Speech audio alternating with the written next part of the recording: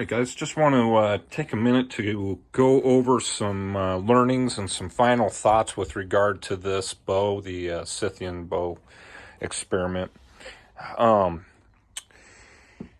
I really enjoy shooting this bow. I want to start by saying that. It has turned into a really pretty, sweet shooter, accurate. I have not spent so much time shooting just for fun as I have in the last few weeks with this build and the build that immediately preceded it.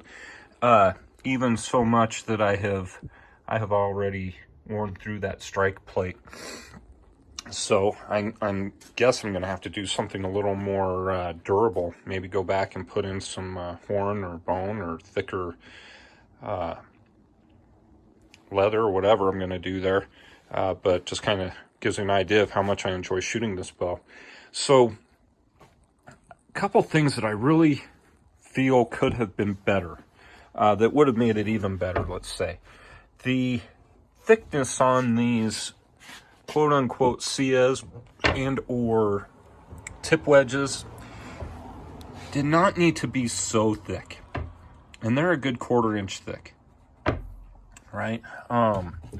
When I went back and did a trapezoidal cross section on there, that really helped in terms of eliminating some of that mass, but it didn't have to be so thick to hold its shape, right? It probably could have been half that thickness. Now, in addition to being half that thickness, it probably could have been half the length, well, 2/3 the length, and out in here somewhere to increase the amount of working limb. Now that's just from an operations standpoint. The bow itself was designed to bend primarily in this section to give it that whole Scythian style of look to it. So this was by design, but there's an awful lot of mass out here that didn't need to be there. How much space you give yourself to work with, you know, I guess that's a personal preference. This distance from the end of this fade out to where the tip wedge begins is 11 inches. Pull out this tape measure here for you. So here is the end of the wedge and the start of that tip wedge. So a little over 11 inches from here to here. This whole bow works on 11 inches of working limb.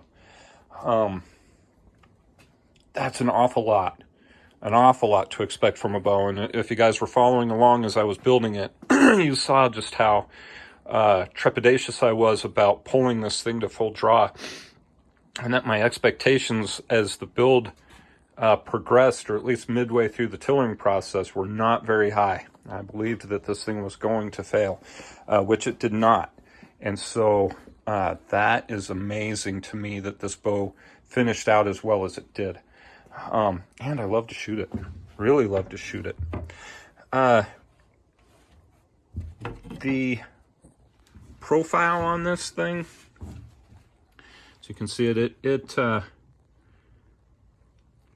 it's actually not quite parallel. It does have a little bit of a pyramid type design to it as it approaches those tips. I feel like I could have done better if it were wider in the working portions. Gave up a lot of that width to get it to the weight that it's at. Finished out at 35 pounds, and if you'll recall, when I started the build, I wanted to get in that 35 to 40 pound class. So it finished out, you know, in the weight range that I wanted it to. I mean, it wouldn't take much more width to be in the 40 pound range, but it managed to get pretty narrow. Let's see here. On a measure, it came out to, I want to say 1 3/8, no, 1 1/4. 1 1/4 inches wide. Could have gotten a little easier strain in through here. So if you want to buy back width, you gotta do it by thinning out the tapers a little bit more. The tempering on the belly side was perfect.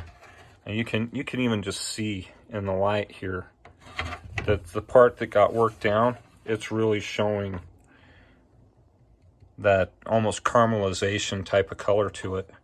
And really the whole limb is, in comparison to the back. The back is this nice hay colored yellow. This is that caramelly kind of golden brown on the belly, and both sides have it here. So tempering this was the good move, and I tempered it all the way through. I didn't leave any space for heat temper or heat tillering. In the end, I didn't do any heat tillering to this bow at all. No heat treatment after its original tempering. I spent a lot of time getting the tiller right in advance of the glue up, so that's kind of the difference. And I think that was a good move. So having that tiller in place before all the glue up, and then allowing it to glue in the shape that it wanted to, versus inducing this deflex like I did on one of my prior builds that kind of messed things up. So this is 100% the shape that it wanted to take through the construction process. So if I wanted to keep the width, we would have needed to go a little bit thinner on these limbs. So there's one other thought, as far as what to do next time around. And then I could get a little more of a pyramid, an augmented pyramid style of limb shape to it, where I could concentrate that mass up near the grip and really work to reduce that mass out at the tip. So there's that. So redistribute that mass in width versus thickness in this instance, at least up near the grip sections, or the working sections of the limb, which is only 11 inches. My next build, and I'm going to kind of build upon some of the stuff that I learned with this bow, is going to be an Assyrian style of build.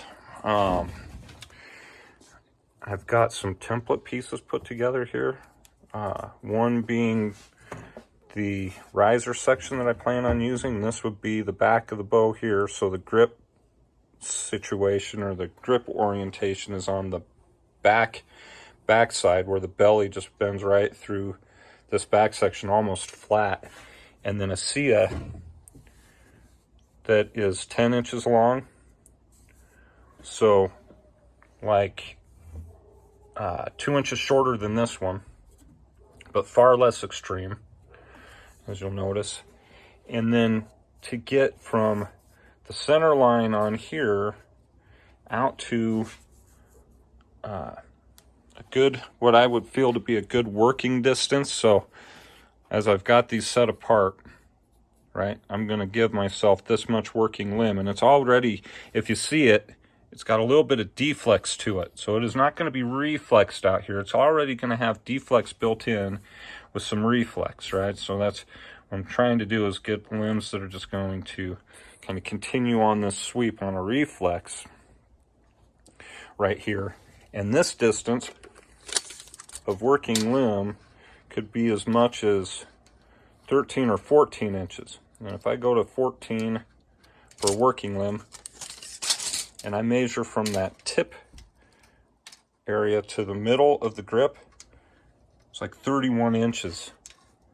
So we're talking like a 62-inch bow, tip to tip, could get me 3 more inches of working section in here. And I'm going to try to make them a little bit thinner so that I can get a wider limb profile and work it down into a pyramid style. So I should be able to pack a lot of bending into that section of limb safely, as taught to me by that bow, with a little bit of safety on width. And while it could be 62 inches tip to tip, I don't know that I'm married to that. I may go to 64 and have a 62-inch bow, but my goal is to continue to shorten these things. So I may challenge myself and go to just 62 tip to tip and have a 60-inch bow. Try and get into that 50-inch class of bows on future builds, just to see where this one takes me. And we'll do a lot of tempering work. And again, with the great tillering in advance of the glue up. Great tillering in advance of the glue up. That's it. So that is my next bow, you know. Figure out draw in the missing lines here for that one. So, guys, we'll get started on that build next week. Thanks for joining me on the journey with this bow, because this was a fun build. It turned out great. Love to shoot it, and learned a ton about future builds. So see you guys next week.